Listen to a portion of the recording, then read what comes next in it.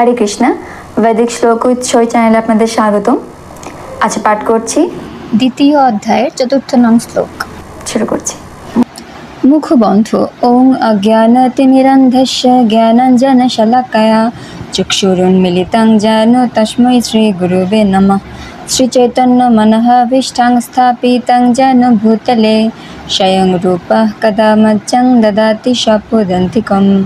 বন্দেহং শ্রীগুরুশ্রীযুতপদকমलं শ্রীগুরুन् বৈষ্ণবংশ্চ শ্রীরূপং সাগ্রজাतं সহগণ রঘুনাথান্বিतं तं সজীবं সাদ্বৈतं সাবধূतं পরিজনসহিतं কৃষ্ণচৈতন্যদেবং শ্রীরাধাকৃষ্ণপাদান সহগণ ললিতা শ্রীবিশাখান্বিতাংশ্চ।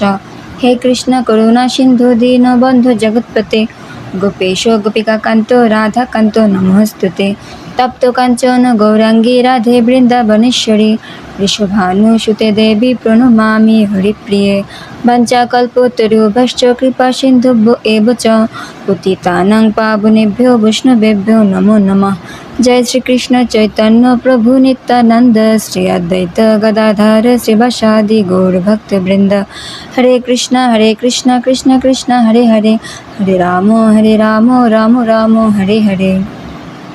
সাংখ্যযোগ দ্বিতীয় অধ্যায় শ্লোক নং ৪। অর্জুন উবাচ কথং ভীষ্মমহং সংখ্যে দ্রোণং চ মধুসূদন ইষুভি প্রতিয়োৎস্যামি পূজার্হাবরিসূদন। শব্দের অর্থ। অর্জুন উবাচ, অর্জুন বললেন, কথম কিভাবে, ভীষ্মম ভীষ্ম, অহং আমি, সংখ্যে যুদ্ধে, দ্রোণম দ্রোণাচার্য, চ ও মধুসূদন হে মধুহন্তা, ইষুভি বাণের দ্বারা, প্রতিয়োৎস্যামি প্রতিদ্বন্দ্বিতা করব, পূজর্হ পূজনীয়, অরিসূদন হে শত্রুহন্তা। অনুবাদ। অর্জুন বললেন, হে অরিসূদন, হে মধুসূদন, এই যুদ্ধক্ষেত্রে ভীষ্ম ও দ্রোণের মতো পরম পূজনীয় ব্যক্তিদের কেমন করে আমি বাণের দ্বারা প্রতিদ্বন্দ্বিতা করব। তাৎপর্য। পিতামহ ভীষ্ম ও শিক্ষক দ্রোণাচার্যের মতো গুরুজনেরা সর্বদাই পূজনীয়।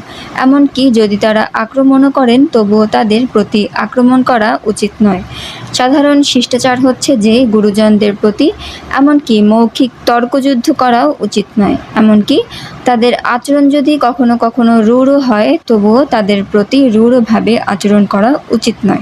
তাহলে তাদের বিরুদ্ধে প্রতি আক্রমণ করা অর্জুনের পক্ষে কি করে সম্ভব? শ্রীকৃষ্ণ কি কখনো তার পিতামহ উগ্রসেন অথবা তার গুরুদেব সান্দীপনী মুনিকে আক্রমণ করতে সমর্থ হবেন?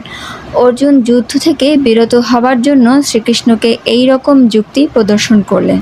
হরে কৃষ্ণ। পাঠ করলাম দ্বিতীয় অধ্যায় শ্লোক নং ৪।